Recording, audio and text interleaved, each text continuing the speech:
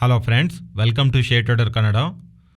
Last ದೀಪಾವಳಿಯಿಂದ ಈ ದೀಪಾವಳಿವರೆಗೂ ಮಲ್ಟಿಬ್ಯಾಗರ್ ರಿಟರ್ನ್ಸ್ ಕೊಟ್ಟಿರುವಂಥ 5 ಸ್ಮಾಲ್ ಕ್ಯಾಪ್ ಸ್ಟಾಕ್ಸ್ ಒಂದು ಡೀಟೇಲ್ಸ್ನ ಮಿಂಟ್ ಅವರು ಪಬ್ಲಿಷ್ ಮಾಡಿದ್ದಾರೆ. ಅದರಲ್ಲಿ ಮೊದಲನೇದಾಗಿ ಫರ್ಟಿಲೈಸರ್ ಕಂಪನಿ ಆಗಿರುವಂಥ ದೀಪಕ್ ಫರ್ಟಿಲೈಸರ್ಸ್. ಈ ಸ್ಟಾಕು ಈ ಲಿಸ್ಟ್ ಎಲ್ಲದರಲ್ಲೂ ಜಾಸ್ತಿ ರಿಟರ್ನ್ಸು ಡೆಲಿವರಿ ಮಾಡಿರೋಂಥ ಸ್ಟಾಕು. ಲಾಸ್ಟ್ ಇಯರ್ ದೀಪಾವಳಿಯಿಂದ ಕಂಪೇರ್ ಮಾಡಿದ್ರೆ ಈ ಸ್ಟಾಕು ಆಲ್ಮೋಸ್ಟ್ 157% ರಿಟರ್ನ್ ಡೆಲಿವರಿ ಮಾಡಿದೆ. ಅಂಡ್ ಸೆಕೆಂಡು ಶುಗರ್ ಸ್ಟಾಕ್ ಆಗಿರುವಂಥ ಶ್ರೀ ರೇಣುಕಾ ಶುಗರ್ ಸ್ಟಾಕ್ಸು. ಈ ಸ್ಟಾಕ್ ಲಾಸ್ಟ್ ಇಯರ್ ದಿವಾಲಿಯಿಂದ 122% ಡೆಲಿವರಿ ಮಾಡಿದೆ. Next air compressor and automotive ಎಕ್ವಿಪ್ಮೆಂಟ್ನ ಮ್ಯಾನುಫ್ಯಾಕ್ಚರ್ ಮಾಡುವಂಥ ಎಲ್ಗಿ ಎಕ್ವಿಪ್ಮೆಂಟ್ಸ್. ಈ ಸ್ಟಾಕು ಲಾಸ್ಟ್ ಇಯರ್ ದಿವಾಳಿಯಿಂದ 146% ಬೆಳೆದಿದೆ. ನೆಕ್ಸ್ಟು ಡಿಫೆನ್ಸ್ PSU ಆಗಿರುವಂಥ ಭಾರತ್ ಡೈನಮಿಕ್ಸ್. ಈ ಸ್ಟಾಕು ಲಾಸ್ಟ್ 1 ಇಯರಿಂದನೂ ಒಳ್ಳೆ ರ್ಯಾಲಿನ ನೋಡಿದ್ವಲ್ವ. ಅಂಡ್ ಆಲ್ಮೋಸ್ಟ್ ಲಾಸ್ಟ್ ಇಯರ್ ದೀಪಾವಳಿಯಿಂದ ಈ ಸ್ಟಾಕು 127% ಬೆಳೆದಿದೆ. And last KPIT technologies. ಈ ಸ್ಟಾಕ್ ಲಾಸ್ಟ್ ಇಯರ್ ದೀಪಾವಳಿಯಿಂದ ಇಲ್ಲಿವರೆಗೂ 105.6% ಬೆಳೆದಿದೆ. ಲಾಸ್ಟ್ ಇಯರ್ ದೀಪಾವಳಿಯಿಂದ ಈ ದೀಪಾವಳಿವರೆಗೂ ಈ 5 small cap stocks multibagger return delivery ಮಾಡಿದೆ ಅಲ್ವಾ. ಅಂಡ್ ಈ ದೀಪಾವಳಿಯಿಂದ ನೆಕ್ಸ್ಟ್ ದೀಪಾವಳಿವರೆಗೂ ನೀವೇನಾದರೂ ಸ್ಮಾಲ್ ಕ್ಯಾಪ್ ಸ್ಟಾಕ್ಸು ಮಲ್ಟಿಬ್ಯಾಗರ್ ರಿಟರ್ನ್ನ ಡೆಲಿವರಿ ಮಾಡತ್ತಂತ ಅನ್ಕೊಂತಿದ್ದೀರಾ? ಒಂದು ವೇಳೆ ನೀವೇನಾದರೂ ಅನ್ಕೊಂತಾ ಇದ್ರೆ ಕಮೆಂಟ್ ಸೆಕ್ಷನಲ್ಲಿ ಆ ಕಂಪನಿ ನೇಮ್ನ ಮೆನ್ಷನ್ ಮಾಡಿ. ನೆಕ್ಸ್ಟು ICICI ಬ್ಯಾಂಕ್ ಬಗ್ಗೆ ಮಾತಾಡ್ಕೊಳ್ಳೋಣ. ಆಕ್ಸಿಸ್ ಬ್ಯಾಂಕ್ ಅವರು ಯಾವ ರಿಕಾರ್ಡ್ ಲೆವೆಲಲ್ಲಿ ನಂಬರ್ಸ್ನ ಪೋಸ್ಟ್ ಮಾಡಿದ ಮೇಲೆ ಬ್ಯಾಂಕಿಂಗ್ ಸ್ಪೇಸ್ನಲ್ಲಿರುವಂಥವ್ರಿಗೆ ಕ್ವಶನ್ ಒಂದೇ, ICICI ಬ್ಯಾಂಕ್ ಅವ್ರ ಲೆಗಸಿನ ಆಕ್ಸಿಸ್ ಬ್ಯಾಂಕ್ ಅವರು ತೋರಿಸಿರೋ ಥರ ಗ್ರೋತ್ನ ತಗೊಂಡು ಬರ್ತಾರ ಅಂತ ಅನ್ಕೊಂಡ್ರೆ ಎಸ್, ತಗೊಂಡು ಬಂದಿದ್ದಾರೆ. ರಿಕಾರ್ಡ್ ಲೆವೆಲಲ್ಲಿ ಇವ್ರ ನಂಬರ್ಸೂ ಇದೆ. ನೆಟ್ ಇಂಟ್ರೆಸ್ಟ್ ಇನ್ಕಮ್ಮು 26% ಆಗಿ, ಪ್ರಾಫಿಟ್ ಆಫ್ಟರ್ ಟ್ಯಾಕ್ಸ್ 37% ಆಗಿ, ಅಂಡ್ ನೆಟ್ ಇಂಟ್ರೆಸ್ಟ್ ಮಾರ್ಜಿನ್ಸ್ ಅಂತೂ ಆಲ್ ಟೈಮ್ ಹೈಸ್ಗೆ 4.3% ಆಗಿ ಇವ್ರ ನಂಬರ್ಸ್ನ ತಗೊಂಬರಕ್ಕಾಗಿದ್ದಾರೆ. ಪರ್ಟಿಕ್ಯುಲರ್ ಆಗಿ ICICI ಬ್ಯಾಂಕ್ ಬಗ್ಗೆ ಇನ್ ಸ್ವಲ್ಪ ಮಾತಾಡ್ಕೊಳ್ಬೇಕಂದ್ರೆ, ಬಿಕಾಸ್ ಇದ್ಯಾವುದೋ ಈ ಕ್ವಾರ್ಟರ್ನಲ್ಲಿ ಇವರು ಸರ್ಪ್ರೈಸ್ ಮಾಡ್ತಿರುವಂಥ ನಂಬರ್ಸ್ ಅಲ್ಲ. ICICI ಬ್ಯಾಂಕು ಲಾಸ್ಟ್ 5 ಕನ್ಸೆಕ್ಟಿವ್ ಕ್ವಾರ್ಟರ್ಸ್ ಇಂದಾನು ಪ್ರತಿ ಸಲಿನೂ ಇವ್ರ ರಿಸಲ್ಟ್ಸ್ ಪೋಸ್ಟ್ ಮಾಡಿದಾಗ ಒಂದೇ ಕಂಪಾರಿಸನ್. HDFC ಅವರು ಒಂದು ಟೈಮಲ್ಲಿ ತೋರಿಸಿರೋಂಥ ಗ್ರೋತ್ನ, ಆ ಸ್ಟ್ರಾಂಗ್ ಪ್ರೆಸೆಂಟು ICICI ಬ್ಯಾಂಕ್ ಅವರು ತೋರಿಸ್ತಿದ್ದಾರೆ. ಈಗ ಆ strong legacy present ICICI bank ಅವರು ಕಂಟಿನ್ಯೂ ಮಾಡ್ತಾ ಪ್ರಾಫಿಟಬಿಲಿಟಿ, ನೆಟ್ ಇಂಟ್ರೆಸ್ಟ್ ಇನ್ಕಮ್ನಲ್ಲಿನೂ ರಿಕಾರ್ಡ್ ಲೆವೆಲಲ್ಲಿ ನಂಬರ್ಸ್ ಇದೆ. ಆ್ಯಂಡ್ ನೆಟ್ ಇಂಟ್ರೆಸ್ಟ್ ಮಾರ್ಜಿನ್ಸನ್ನು 4.3 ಹತ್ರ ಮೆನ್ಷನ್ ಮಾಡ್ತಿದ್ದಾರೆ. ಇದು ನಾವು ಸ್ಟ್ರಾಂಗ್ ಪಾಸಿಟಿವ್ ಆಗಿ ತಗೋಬಹುದು. ಇದರ ಜೊತೆಗೆ ಗ್ರಾಸ್ ನಾನ್ ಪರ್ಫಾರ್ಮಿಂಗ್ ಅಸೆಟ್ಸು 3.1 ಆಗಿ, ಆ್ಯಂಡ್ ನೆಟ್ ನಾನ್ ಪರ್ಫಾರ್ಮೆನ್ಸ್ ಅಸೆಟ್ಸನ್ನು 0.61 ಆಗಿ ಮೆನ್ಷನ್ ಮಾಡ್ತಾ ಇರೋದು. ಇವೆರಡೂ last 31 quarters low asset quality ಪರವಾಗಿ, ಲಾಸ್ಟ್ 31 ಕ್ವಾರ್ಟರ್ಸ್ ಇಂದಾನು ಬೆಸ್ಟ್ ನಂಬರ್ಸು. ಸ್ಲಿಪ್ಪೇಜಸ್ ಕಮ್ಮಿ ಆಗ್ತಿದೆ. Loan growth 27 quarters high. Last quarter ಜೊತೆ ಕಂಪೇರ್ ಮಾಡಿದ್ರೆ ಲೋನ್ಸು 4.8% ಹತ್ರ ಲೋನ್ ಬುಕ್ ಗ್ರೋ ಆಗಿದೆ. ಇವೆಲ್ಲ ನಾವು ಕಂಪೇರ್ ಮಾಡಿದಾಗ ICICI ಬ್ಯಾಂಕ್ ನಂಬರ್ಸು ಸಾಲಿಡ್ ಆಗಿ ಕಾಣಿಸ್ತಾ ಇದೆ. ನೆಕ್ಸ್ಟ್ ಇವತ್ತು ಸ್ಪೆಷಲಿ ಮಾರ್ನಿಂಗ್ ಇಂದಾನು ರಾಜರತ್ನ ಗ್ಲೋಬಲ್ ವೈಸ್ ಸ್ಟಾಕ್ಸ್ನಲ್ಲಿ ನಾವು ಪಾಸಿಟಿವ್ ಮೊಮೆಂಟಮ್ ನೋಡ್ತಿದ್ದೇವಲ್ವಾ.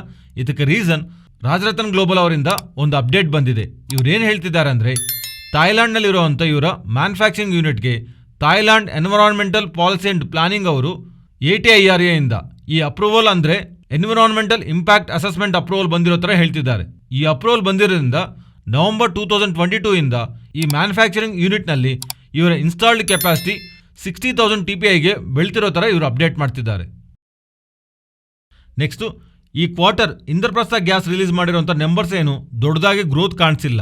ಆದರೆ ಇವತ್ತಿನ ಸೆಷನಲ್ಲಿ ಇಂದ್ರಪ್ರಸ್ಥ ಗ್ಯಾಸ್ ಸ್ಟಾಕ್ನಲ್ಲಿ ಒಳ್ಳೆ ಪಾಸಿಟಿವ್ ಮೊಮೆಂಟಮ್ ನೋಡಿದೀವಲ್ವಾ. ಇದಕ್ಕೆ ರೀಸನ್ ಇಂದ್ರಪ್ರಸ್ಥ ಗ್ಯಾಸ್ ಲಿಮಿಟೆಡ್ ಒಂದು ಮ್ಯಾನೇಜ್ಮೆಂಟು CNBC ಜೊತೆ ಮಾತಾಡ್ತಾ ಇಲ್ಲಿಂದ ಪ್ರೈಸ್ ಹೈಕ್ ತಗೊಳ್ಳೋದು ಅನ್ನೋದು ಸ್ವಲ್ಪ ಚಾಲೆಂಜಿಂಗ್ ಅಂತ, ಬಟ್ ಇವರ ವ್ಯಾಲ್ಯೂಸ್ ಮಾತ್ರ ನೆಕ್ಸ್ಟ್ 2 ಇಯರ್ಸ್ ಅಲ್ಲಿ 10 million metric standard cubic metres per ಡೇಗೆ ರೀಚ್ ಆಗತ್ತೆ ಹತ್ರ ಹೇಳ್ತಾ ಇದ್ದಾರೆ. ಅಂಡ್ ಇದಲ್ಲದೆ ಇವರು smaller city gas distribution players ಸ್ವಲ್ಪ ಜನನ ಎಕ್ವೈರ್ ಮಾಡೋದಕ್ಕೆ ಪ್ರೆಸೆಂಟ್ ಡಿಸ್ಕಷನ್ ಸ್ಟೇಜಲ್ಲಿ ಇರೋ ಥರ, ಆ್ಯಂಡ್ ಈ ಎಕ್ವಿಜಿಷನ್ ರಿಲೇಟೆಡ್ ಆಗಿ ಸ್ವಲ್ಪ ಟ್ರಾನ್ಸಾಕ್ಷನ್ಸನ್ನು ಈ ಫೈನಾನ್ಷಿಯಲ್ ಇಯರ್ನಲ್ಲಿ ಕಂಪ್ಲೀಟ್ ಆಗುತ್ತೆ ಅನ್ನೋ ಥರ ಕಮೆಂಟ್ ಮಾಡಿದ್ದಾರೆ. ಈ ಥರ ಸ್ಮಾಲರ್ ಸಿಟಿ ಗ್ಯಾಸ್ ಡಿಸ್ಟ್ರಿಬ್ಯೂಷನ್ ಪ್ಲೇಯರ್ಸ್ನ ಇವ್ರು ಎಕ್ವೈರ್ ಮಾಡ್ತಾರೆ ಅಂತ ಕಮೆಂಟ್ ಮಾಡೋದ್ರಿಂದ ಇವ್ರ ರಿಸಲ್ಟ್ಸಲ್ಲಿ ದೊಡ್ಡದಾಗಿ ಗ್ರೋತ್ ಕಾಣಿಸಿಲ್ಲ ಅಂದ್ರೂ ಇವತ್ತಿನ ಸೆಷನಲ್ಲಿ ಈ ಇಂದ್ರಪ್ರಸ್ಥ ಗ್ಯಾಸ್ ಸ್ಟಾಕು ಒಳ್ಳೆ ಪಾಸಿಟಿವ್ ಮೊಮೆಂಟಮ್ ನೋಡಿದ್ದೀವಿ. ನೆಕ್ಸ್ಟು ವೋಡಾಫೋನ್ ಐಡಿಯಾ ಅವರು ಶಾರ್ಟ್ಲಿ ಫಂಡ್ ರೈಸ್ ಮಾಡ್ತಾರೋ ನಾವು ಪ್ರೀವಿಯಸ್ ಡಿಸ್ಕಸ್ ಮಾಡ್ಕೊಂಡಿದ್ದೀವಲ್ವಾ. ಇದರ ರಿಲೇಟೆಡ್ ಆಗಿ ಇವರ ಬೋರ್ಡು ಅಕ್ಟೋಬರ್ 21ನ ಮೀಟ್ ಆಗಿ ಪ್ರಿಫರೆನ್ಷಿಯಲ್ ಇಶ್ಯೂ ಮೂಲಕ 16,000 ಡಿಬೆಂಚರ್ಸ್ ಆದರೂ ATC telecom infrastructure private limited ಅವರಿಗೆ 16,000 ಡಿಬೆಂಚರ್ಸ್ನ ATC telecom infrastructure private limited ಅವರಿಗೆ 1 or more ಟ್ರಾನ್ಸಾಕ್ಷನ್ನಲ್ಲಿ ಇಶ್ಯೂ ಮಾಡೋದ್ರ ಮೂಲಕ 16,000 crores ಫಂಡ್ಸ್ನ ರೈಸ್ ಮಾಡೋದಕ್ಕೆ ಇವರು ಬೋರ್ಡ್ ಅಪ್ರೂವಲ್ ಮಾಡಿರೋ ಥರ ಒಂದು ಅಪ್ಡೇಟ್ ನ ರಿಲೀಸ್ ಮಾಡಿದ್ದಾರೆ. ಅಂಡ್ ಈ ರೈಸ್ ಮಾಡಿರುವಂತ ಫಂಡ್ಸ್ ನ ಇವರು ATC ಅಮೌಂಟ್ ನ ಪೇ ಮಾಡೋದಕ್ಕೆ ಅಂಡ್ ಈ ಪೇ ಮಾಡಿದ ಮೇಲೆ ಏನಾದ್ರೂ ಹಣ ಮಿಕ್ಕಿದ್ರೆ ಅದನ್ನ ಕಂಪನಿ ಒಂದು ಜನರಲ್ ಕಾರ್ಪೊರೇಟ್ ಪರ್ಪಸ್ಗೋಸ್ಕರ ಯೂಸ್ ಮಾಡ್ತೀವಿ ಅಂತ ಹೇಳ್ತಿದ್ದಾರೆ. ನೆಕ್ಸ್ಟ್ ಬೋರೋಸಿಲ್ ರೆನ್ಯೂಬಲ್ ರಿಲೇಟೆಡ್ ಆಗಿ 2 ಅಪ್ಡೇಟ್ಸ್ ಇದೆ. ಇದರಲ್ಲಿ ಫಸ್ಟ್ ಅಪ್ಡೇಟು ಇವರ SG3 ಫ್ಯೂರಾನ್ಸ್ನ ಅಕ್ಟೋಬರ್ 2020 ಕಮಿಷನ್ ಮಾಡಬೇಕಂತ ಇವರು ಪ್ರೀವಿಯಸ್ಲಿ ಪ್ಲಾನ್ ಮಾಡ್ಕೊಂಡಿದ್ರಲ್ವಾ. ಆದರೆ heavy rains and supply chain ರಿಲೇವಿಂದ ಇದು ಕಮಿಷನ್ ಮಾಡೋದಕ್ಕೆ ಸ್ವಲ್ಪ ಡಿಲೇ ಆಗ್ತಿದೆ. ಆದರೆ ಇಯರ್ ಎಂಡ್ಗಲ್ಲ ಇದನ್ನು ಕಮಿಷನ್ ಮಾಡ್ತೀವಿ ಅಂತ ಇವರು ಅಪ್ಡೇಟ್ ಮಾಡ್ತಾ ಇರೋದು. ಇವರು ರಿಲೇಟೆಡ್ ಆಗಿರುವಂಥ ಸೆಕೆಂಡ್ ಅಪ್ಡೇಟು ಬೋರೋಸಿಲ್ ರೆನ್ಯೂಬಲ್ ಅವರ ಜರ್ಮನಿನಲ್ಲಿ ಒಂದು ಅಕ್ವಿಜಿಷನ್ ಮಾಡ್ತಿರೋ ಥರ ಪ್ರೀವಿಯಸ್ಲಿ ಅನೌನ್ಸ್ ಮಾಡಿದ್ದಾರಲ್ವಾ. ಈ ಅಕ್ವಿಜಿಷನ್ ಅಲ್ಲಿ ಇವರು overseas subsidiaries GMB glass manufacturing and ಹಾಗೆ ಇಂಟರ್ಫ್ಲೋಟ್ ಅನ್ನುವಂತ 2 ಕಂಪನೀಸ್ ನಲ್ಲಿ 100% ಸ್ಟೇಕ್ ನ ಅಕ್ವೈರ್ ಮಾಡೋದಕ್ಕೆ ಇವರು ಶೇರ್ ಪರ್ಚೇಸ್ ಅಗ್ರಿಮೆಂಟ್ ನಲ್ಲಿ ಸೈನ್ ಮಾಡಿದ್ದಾರೆ. ಆದರೆ ಅದಾದ್ಮೇಲೆ ಈ GNB ಗ್ಲಾಸ್ ಮ್ಯಾನುಫ್ಯಾಕ್ಚರಿಂಗ್ ಒಂದು ಸೋಲಾರ್ ಮ್ಯಾನುಫ್ಯಾಕ್ಚರಿಂಗ್ ಫೆಸಿಲಿಟಿನಲ್ಲಿ ಗ್ಯಾಸ್ ಲೀಕೇಜ್ ಕಾರಣವಾಗಿ ಅದರಲ್ಲಿ ಆ ಕಂಪನಿ ಮೇಲೆ ಗ್ಯಾಸ್ ಲೀಕೇಜ್ ನಡೆದಿದೆ. ಅದರಿಂದ ಆ ಕಂಪನಿ ಮೇಲೆ ಎಷ್ಟುವರೆಗೂ ಇಂಪ್ಯಾಕ್ಟ್ ಇರುತ್ತೆ ಅಂತ ಬೋರೋಸಿಲ್ ರೆನ್ಯೂಬಲ್ ಅವರು ಅಕ್ವಿಜಿಷನ್ ಓವರ್ಸೈಟ್ ಕಮಿಟಿನ ಆಥರೈಸ್ ಮಾಡಿದ್ದಾರೆ. ಈ ಅಕ್ವಿಜಿಷನ್ ಓವರ್ಸೈಟ್ ಕಮಿಟಿ ಅವರು ಈ ಗ್ಲಾಸ್ ಲೀಕೇಜ್ ಇಂದ ನಡೆದಿರುವಂತ ಇಂಪ್ಯಾಕ್ಟ್ ಎಲ್ಲಾ ವಿಧವಾಗಿ ಅಸೆಸ್ ಮಾಡಿ ಅದರ ರಿಲೇಟೆಡ್ ಆಗಿ ಒಂದು ರಿಪೋರ್ಟ್ ನ ಸಬ್ಮಿಟ್ ಮಾಡಿರೋ ತರ ಇವರು ಈಗ ಅಪ್ಡೇಟ್ ಮಾಡ್ತಿದ್ದಾರೆ. ನಾವು ಈ ರಿಪೋರ್ಟ್ ಬಂದ ಮೇಲೆ ಈ ಅಕ್ವಿಜಿಷನ್ ರಿಲೇಟೆಡ್ ಆಗಿ ಸ್ವಲ್ಪ ಚೇಂಜಸ್ ನಡೆದಿದೆ. ಅದರಲ್ಲಿ ಫಸ್ಟ್ ಇವರು ಪ್ರೀವಿಯಸ್ಲಿ ಯಾವ್ದಾದ್ರು ಶೇರ್ ಪರ್ಚೇಸ್ ಅಗ್ರಿಮೆಂಟ್ ಸೈನ್ ಮಾಡಿದಾರಲ್ವಾ ಅದನ್ನ ಕ್ಯಾನ್ಸಲ್ ಮಾಡಿದ್ದಾರೆ. ನಾವು ಈಗ ಹೊಸ ಅಕ್ವಿಜಿಷನ್ ರೂಲ್ ಪ್ರಕಾರ ಇವರ ಓವರ್ಸೀಸ್ ಸಬ್ಸಿಡರಿ ಆಗಿರುವಂತ ಜಿಯೋಸ್ಪೇರ್ ಗ್ಲಾಸ್ ವರ್ಕ್ಸ್ ಅವರು GMB ನಲ್ಲಿ 86% ಸ್ಟೇಕ್ ನ ಅಂಡ್ ಲಕ್ಷ್ಮಣ್ AG ಅವರು ಇಂಟರ್ಫ್ಲೋಟ್ ನಲ್ಲಿ 86% ಸ್ಟೇಕ್ ನ ಅಕ್ವೈರ್ ಮಾಡ್ತಿರೋ ತರ ಅಪ್ಡೇಟ್ ಮಾಡ್ತಿದ್ದಾರೆ. ಈ ಟೋಟಲ್ ಅಕ್ವಿಜಿಷನ್ಗೋಸ್ಕರ ಬೋರೋಸಿಲ್ ರೆನ್ಯೂಬಲ್ ಅವರು 7.50 ಮಿಲಿಯನ್ ಯೂರೋಸ್ ನ ಸ್ಪೆಂಡ್ ಮಾಡ್ತಿರೋ ತರ ಈ ಎಕ್ಸ್ಚೇಂಜ್ ಫೈನಿಂಗ್ ನಲ್ಲಿ ಇವರು ಮೆನ್ಷನ್ ಮಾಡಿದ್ದಾರೆ. ನಾವು ಈ coming to GMB glass manufacturing ಕಂಪನಿನಲ್ಲಿ ಇವರು ಜರ್ಮನಿನಲ್ಲಿ ಮ್ಯಾನುಫ್ಯಾಕ್ಚರಿಂಗ್ ಕಂಪನಿಯವರು ಜರ್ಮನಿನಲ್ಲಿ ಸೋಲಾರ್ ಗ್ಲಾಸ್ ಮ್ಯಾನುಫ್ಯಾಕ್ಚರಿಂಗ್ ಮಾಡ್ತಿರ್ತಾರೆ. ಅಂಡ್ ಈ ಇಂಟರ್ಫ್ಲೋಟ್ ಅವರು ಯುರೋಪ್ ನಲ್ಲಿ ಆ ಗ್ಲಾಸ್ ನ ಸೆಲ್ ಮಾಡ್ತಾ ಇರ್ತಾರೆ. ಫ್ರೆಂಡ್ಸ್, ಆಲ್ರೆಡಿ ರಿಲಯನ್ಸ್ ರಿಲೇಟೆಡ್ ಆಗಿ ನೀವು ರಿಸಲ್ಟ್ಸ್ ನೋಡೇ ಇರ್ತೀರಾ. ಬಿಕಾಸ್ ಅಕ್ಟೋಬರ್ 21 ಇವ್ರ ರಿಸಲ್ಟ್ಸ್ ಬಂದಿದೆ. ಈಗ ನಾನು ರಿಸಲ್ಟ್ಸ್ ಅಂಡ್ ನಂಬರ್ಸ್ ಅಲ್ಲ, ಅವ್ರ ರಿಸಲ್ಟ್ಸ್ ಹೇಗಿದೆ ಅಂಡ್ ನನ್ನ ಒಪಿನಿಯನ್ ಶೇರ್ ಮಾಡ್ತೀನಿ.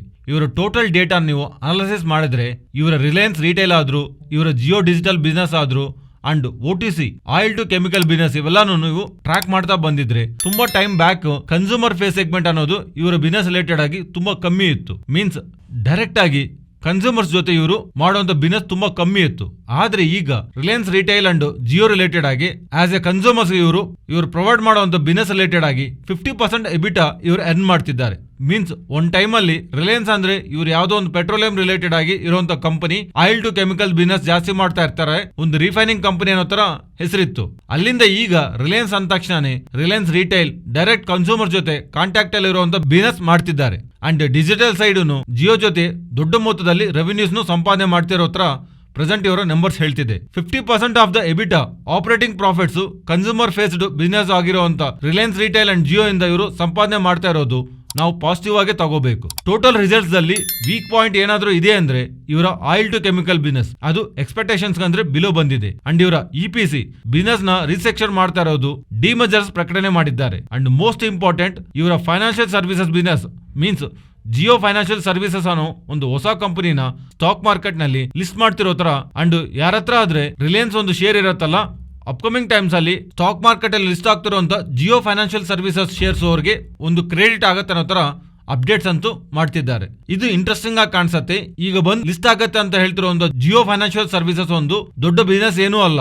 ಎಂಟೈರ್ ರಿಲಯನ್ಸ್ ಅಸೆಟ್ ನಲ್ಲಿ ಪ್ರೆಸೆಂಟ್ ಈ ಕಂಪನಿಗೆ 6% ಮಾತ್ರನೇ ಅಸೆಟ್ಸ್ ಇದೆ. ಮೀನ್ಸ್ ಒಂದು ದೊಡ್ಡ ಕಾಂಟ್ರಿಬ್ಯೂಷನ್ ಪ್ರೆಸೆಂಟ್ ರಿಲಯನ್ಸ್ ಅಲ್ಲಂತೂ ಜಿಯೋ ಫೈನಾನ್ಷಿಯಲ್ ಸರ್ವಿಸಸ್ ಕಂಪನಿ ಮಾಡ್ತಿಲ್ಲ. ಆದ್ರೆ ಮಾರ್ಕೆಟ್ ಅಲ್ಲಿ ಇರುವಂತ ಸ್ಪೆಕ್ಯುಲೇಷನ್ಸ್ ಹೇಗಿದೆ ಅಂದ್ರೆ ಆಲ್ರೆಡಿ ಸ್ಟಾಕ್ ಮಾರ್ಕೆಟ್ ಅಲ್ಲಿ ಈ ಸೆಗ್ಮೆಂಟ್ ಅಲ್ಲಿ ಬಿಸ್ನೆಸ್ ಮಾಡ್ತಿರುವಂತ ಬಜಾಜ್ ಫೈನಾನ್ಸ್ ಅವರಿಗೆ ಅಂಡ್ ಈವನ್ ಪೇಟಿಎಂ ಅವ್ರಿಗೂ ಈಗ ಬರುವಂತ ಈ ಜಿಯೋ ಫೈನಾನ್ಷಿಯಲ್ ಸರ್ವಿಸಸ್ ಒಂದು ಸ್ಟ್ರಾಂಗ್ ಕಾಂಪಿಟೇಷನ್ ಆಗಿ ಕೊಡೋದಕ್ಕೆ ಪಾಸಿಬಿಲಿಟಿ ಇದೆ ಅನ್ನೋ ತರ, ಅದರಿಂದಾನೇ ಒಂದು ಸಪರೇಟ್ ಎಂಟಿಟಿ ಆಗಿ ತಗೋಬಂದು ಗ್ರೋ ಆಗ್ಬೇಕನ್ನೋ ತರ ನಮಗೆ ಸ್ಪೆಕ್ಯುಲೇಷನ್ಸ್ ಅಂತೂ ಮಾರ್ಕೆಟ್ ಅಲ್ಲಿ ಇದೆ.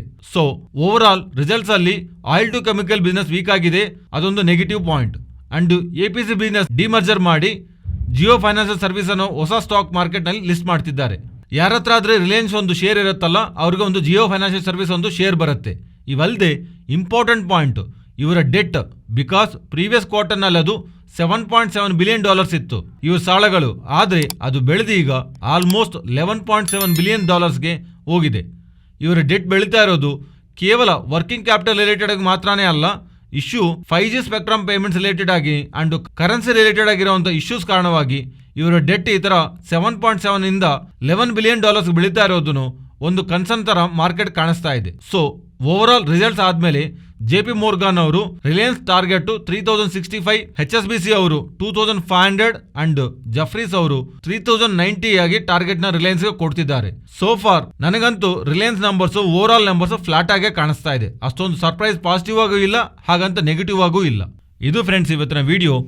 ಈ ವಿಡಿಯೋನಲ್ಲಿ ನಾವು ಶೇರ್ ಮಾಡಿರುವಂಥ ಕಂಟೆಂಟ್ ವ್ಯಾಲ್ಯೂಬಲ್ ಆಗಿದ್ದರೆ ತಪ್ಪದೇ ನಮ್ಮ ಚಾನಲ್ನ ಸಬ್ಸ್ಕ್ರೈಬ್ ಆಗಿ ಅಂಡ್ ಬೆಲ್ ಐಕಾನ್ ಕ್ಲಿಕ್ ಮಾಡಿ ಆಲ್ ನೋಟಿಫಿಕೇಶನ್ಸ್ ಆಕ್ಟಿವೇಟ್ ಮಾಡ್ಕೊಳ್ಳಿ. ಫ್ರೆಂಡ್ಸ್, ನೀವೇನಾದರೂ ಡಿಮ್ಯಾಟ್ ಅಕೌಂಟ್ ಓಪನ್ ಮಾಡಬೇಕಂತ ಅನ್ಕೊಂಡ್ರೆ ಸೊ ನೀವು ಡೈರೆಕ್ಟಾಗಿ ಓಪನ್ ಮಾಡೋ ಬದಲು ನಾವು ಕಮೆಂಟ್ ಬಾಕ್ಸಲ್ಲಿ ಕೊಟ್ಟಿರೋಂಥ ಲಿಂಕ್ನ ಕ್ಲಿಕ್ ಮಾಡಿ ಓಪನ್ ಮಾಡೋ ಮೂಲಕ ಚಾನಲ್ಗೆ ಹೆಲ್ಪ್ ಆಗುತ್ತೆ.